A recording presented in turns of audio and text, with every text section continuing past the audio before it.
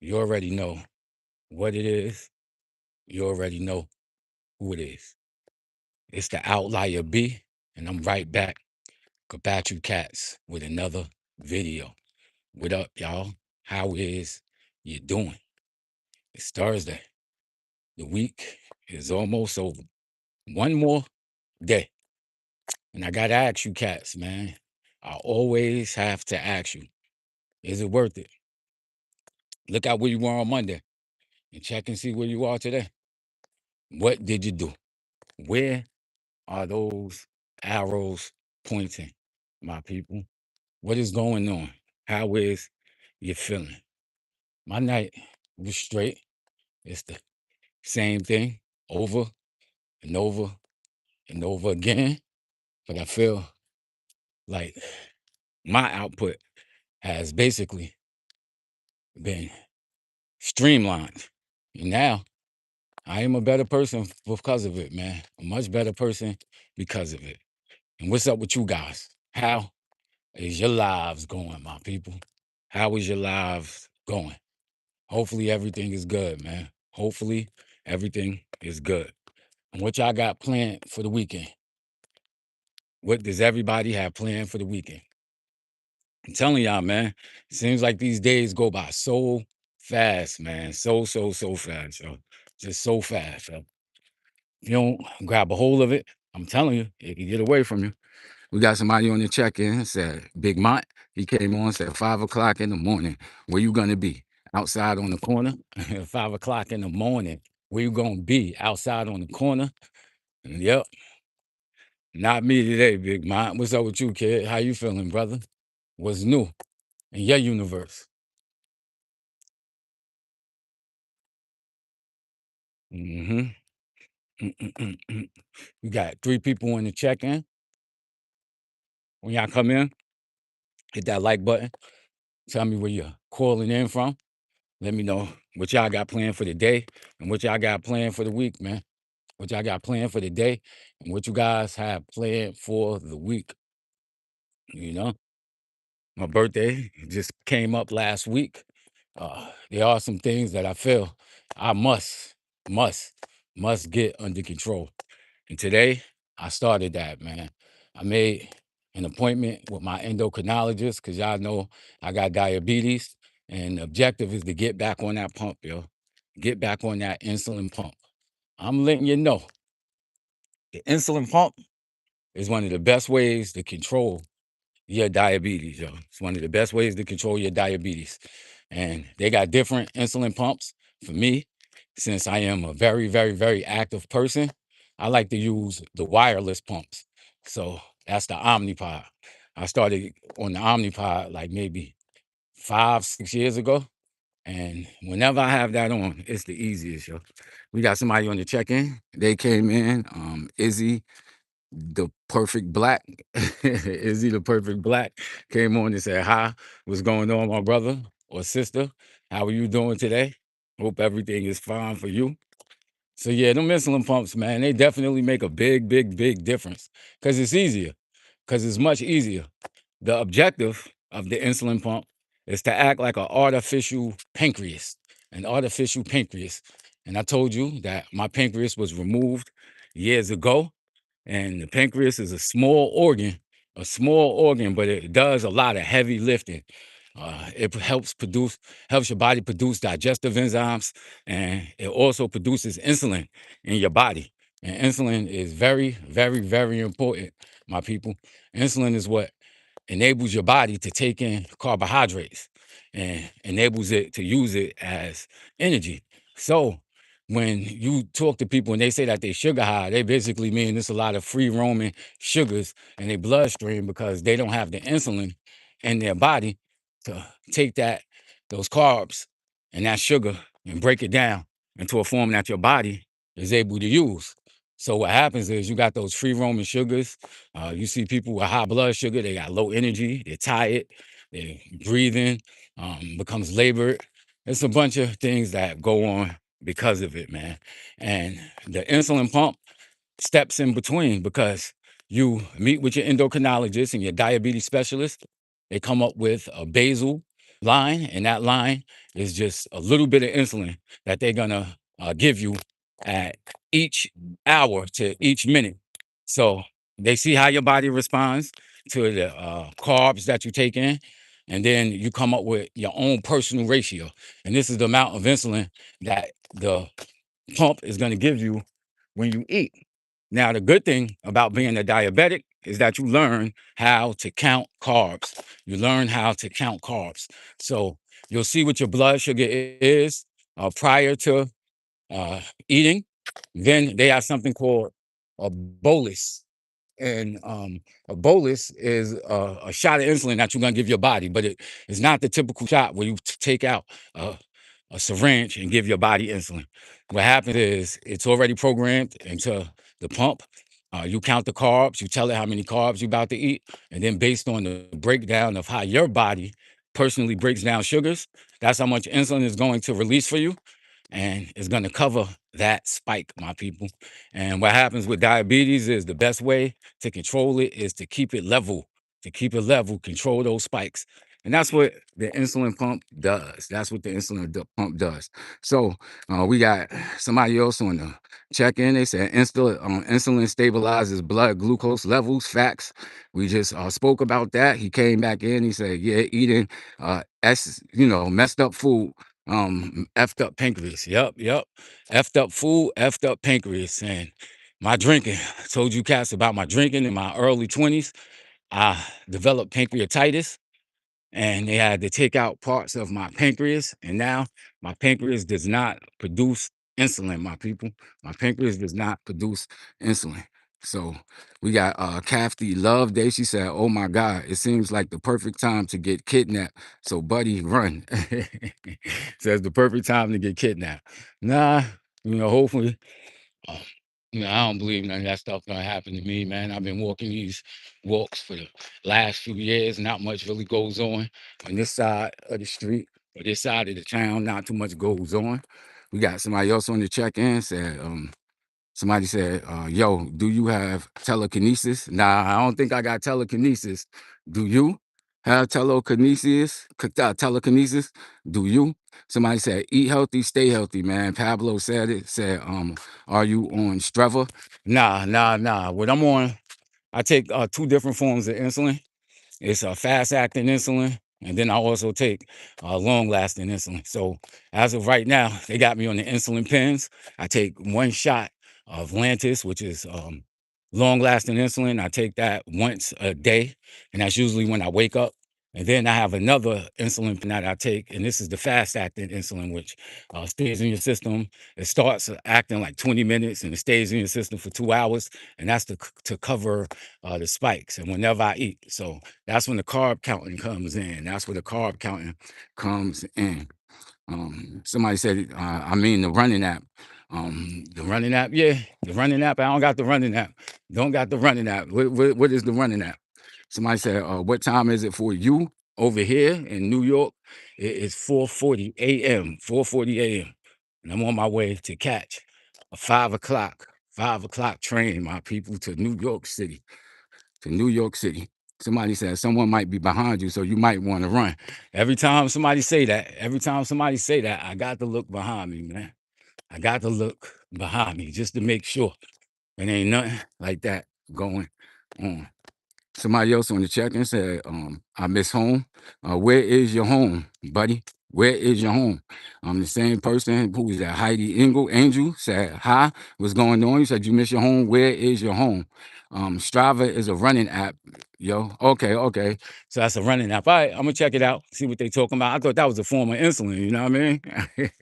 I was completely lost. Somebody said they hate Colorado. Why do you hate Colorado? He said he's from the East Coast. You from Colorado? What's wrong with Colorado, man? What's wrong with Colorado? And we got for Daisy said, can you do a face reveal? I don't know if I'm gonna be doing face reveals today, man. But if y'all want to see my face, I could go back to my old videos back when I was in my 30s with me, Big Mont, my cousin Ace. We hosted radio show. We was speaking to rappers out here in Long Island, doing a bunch of things like that. So if y'all trying to see the kid face, y'all could go back to that and see who I is.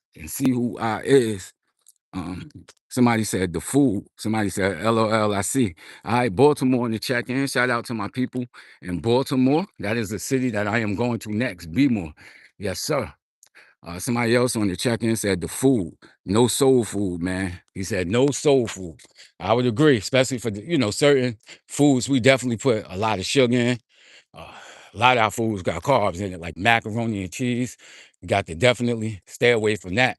With me, and also my pancreas not being intact, greasy and fried foods are things that I definitely must stay away from. So that, or the chicken.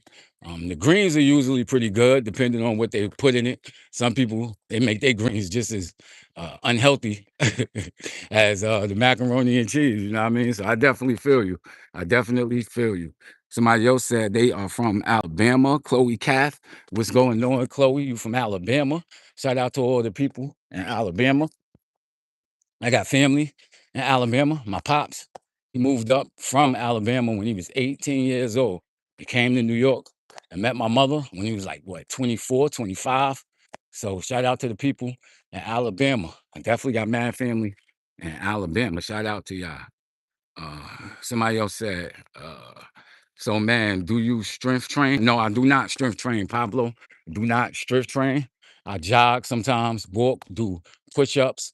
I do curls and stuff like that, but not for strength. I just do it really to stay in shape, you know what I mean? Keep my blood moving, keep my blood circulating with this diabetes. But I definitely don't do strength training. I'm now at what, close to a little bit over 150, like 150, 55. I want to get to 160. So yeah, I do need to do a little bit more strength training. Somebody said you're 40. I'm 46, man. 46. I just turned 46 last week. Just turned 46 last week. My boy Fabio asked, do I play Roblox? Nah, man. I don't play no Roblox. Do not play Roblox. We got another person on the check-in said it's 3:43 for me. RN LOL. Yup, we in the same time zone. Same time zone. It is now 4:44. That's Jay-Z time, right? 4:44. It is 4:44. I say that to to my uncles, some of my older cousins who play numbers. That's a good number. I'm gonna play that number. 4:44. That's a good number. I'm gonna play that number. They killed me with that. So every number is a good number. I got an uncle who write down just combinations of four numbers in the book. Right? It's a little one of those little notebooks back in the day. You know those little notebooks that you used to put numbers in, like before telephones. I'm sorry, before cell phones and stuff like that. And you had a little book of notes with names on it. That's what he carried around with. I think he got every damn four combination of a number that it could possibly be. And these are the numbers that he play every day. So whenever a number drop, he go look in his book and say, and I wrote that number down right here. I wrote the number down. Right. I'm like, man, you wrote down every number. Ain't no way you could possibly play. Shout out to other people who play the lotto, man. They the funniest people. Just don't get behind them in the line, man. When you go to the store. Don't get behind them cats in the line. You're gonna be there for like 40 minutes, yo. I'm gonna slap some of them in the back of the head. They come in there, let me get 35, 33. I'm like, come on, man. Get out of here, son. So we got other people in the check-ins. Somebody said, bro, Pennywise is behind you. I gotta look behind. See if Pennywise is behind me. Y'all hilarious, son. Pennywise. Shout out to my boy. Shout out to my boy. I've been watching the iterations of it that's been coming out, man. I remember when the first one dropped on TV, man. It was like a 3-part, 4-part series, and I was a kid, and that shit stuck with me. It damn sure stuck with me, man. Pennywise was no joke in the original It's. I think the remakes are definitely very, very, very, very good, but I'm too old to be scared of a damn clown. When I was a kid, that shit worked, you know? So we got somebody else that came on and said, you sound like you could mimic President Obama. That's funny. Nah, I don't think I could mimic Obama. A lot of people tell me I sound like somebody else, but this is the first time that I heard no Obama. That's hilarious. That's hilarious. Shout out to the Obama. Obamas. Somebody else came on and said, you're a year younger than my dad. He is 47. Jesus Christ. How old are you? If you said your dad, is 47. How old are you? You must be a youngin' too. You know, you must be young too. But damn, yo, 46 years old. Who would ever thought that you would reach that age, man? Not that it's old. Not that it's old. I think 46 is the perfect age, depending on how you lived your life in your 20s and your 30s. Your 40s could definitely be a great, great, great age. It's an era where your life kind of like switches over, especially for me. I live crazy up until like 35, 36. Then I started slowing down. 40, still had a lot of bad habits that I was into. Still had a lot of bad habits. At 46, I still got bad habits that I need to get out of my system. Need to get out of my system. But I feel like I'm much better now at 46 than I was in my 20s. Uh, in my 20s, I wasn't the type of person that I am now. And sometimes I look back at that type of stuff and just cringe, like, damn, that was ugly what you did. Your mind frame at that time was kind of ugly. So, you know, I think 46 is definitely a good age. I'm looking forward to my retirement age, which I hope don't go past 55. You know, I definitely look forward to that. Look forward to all the adventures that's coming with that. So it is what it is. It is what it is. So we got somebody else on the check in. Say, all right, twin, got to clock out. All right, see you later, Pablo. Take care. Take care of yourself too, my brother.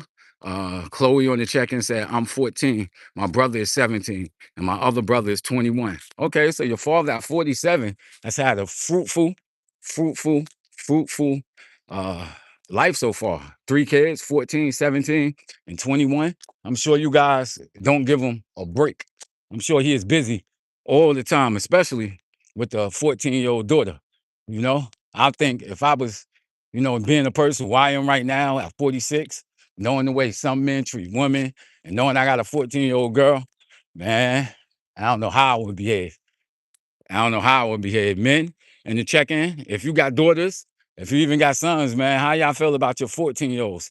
Because that's, 14, 17, and 21. Both of those are ages where kids are coming into their own. They're seeing their own personality. And this is a time where parents definitely mean a lot to them, where parents got to step in. See them hanging out with the wrong crowd, see them getting into things that they definitely shouldn't be getting into. How do you guys deal with that as a parent, you know what I mean, of kids that age? From my understanding, I don't have any children yet, but from my understanding of all my friends who do have children, they tell me you can't tell them. You can't tell them. As soon as you try to tell them what's right, that's when they want to rebel. You know what I mean? But I guess I'll get to that point. I'll get to that point. I will get to that point. You feel me? She said her mom is 49. Okay, nothing wrong with that. Nothing wrong with your mother being 49. That's about my age bracket. We would have been in high school together. That's crazy. Somebody said this is her dad's account. So yeah, all right, all right. Um, we got somebody else on the check-in. Somebody said my dad is 46 and my mom is 38, 37. Jesus Christ. So your mom's is 10 years younger than your father. 10 years younger than your father. All right. All right. Somebody says I have 8 siblings. My 3 brothers and my 3 sisters and me. Okay, that's a big family. How is it growing up in a large, large, large family like that? You know? I only got one brother. Only got one brother. And I have one sister. Uh we Me and my sister got different mothers, and me and my brother got different fathers. But it's an interesting story because I didn't really grow up with my sister. And growing up, we really didn't have a great relationship. We knew of each other, but we didn't really know each other. And we all grew up in the same town. But as we got older, uh, me and her definitely got closer. And me and my brother, he's just straight up my brother. Like we may have different fathers, but his pops was never really around. My mom had him when she was about 17. And then she met my father when she was about 22, 23. They got married. They had me. So me and my brother grew up in the same household. People talk about that half brother and half this and half that. Nah, we don't do that over here. My brother is my 100% full brother. Like we don't do none of that. You understand what I'm saying? We look out for each other. If anything happened to my mother, then my brother and his wife and his kids are definitely my support system. So we are definitely full brothers. We don't do none of that half brother stuff, man. You know what I mean? But I know it could definitely get difficult when parents stepped out on each other, meaning, got a divorce or separated. Then you have halves and wholes and all of this nonsense. It creates a lot of dynamics that could be avoided. A lot of dynamics that could be avoided. Somebody said good. Somebody said, oh. Somebody said my mom was 26 when she met my dad. He was 23. All right, all right. Mama knew what she was doing. You know what I mean? They still together. That's beautiful. Mama probably was looking for somebody stable, somebody that could help support her, somebody that she could build a foundation and family with. And she found that at an early age. That's beautiful, man. You catch a lot of women who walking around in they 40s, they 50s, never found a person or a partner to do those types of things with. And you definitely hear the regrets at this age. So again, if when my kids come of age, I'm not gonna teach them like I was taught to have a whole bunch of women to act like that's like some type of experience that put you above somebody, because it's really not, man. You want to start something with somebody at an early age, man, and build together, man, build together. For a man, I would say, maybe start thinking about that in their late 20s, early 30s. And for a woman, it might even be younger, man, might even be younger. But I'm over here. I'm about to go make my tea. We got somebody on the check-in that said, I lost my uncle and my cat. And I look at their pictures every day and it makes me happy. Okay, it makes you happy, Roberti. Okay, all right. And then Chloe came in, said my mom had a job and was making thousands, and she met my dad. They got together, had Seth, the oldest, he is 21. Then me, middle, oldest, was 17, and me at 14. All right, all right, all right. All right, that's what's up. That's what's up. All right, y'all. I'm out of here, man. Thanks everybody for checking in. I will catch you cats tomorrow on Friday. I'm about to go make my tea. We up out here, man. I love y'all. Peace out.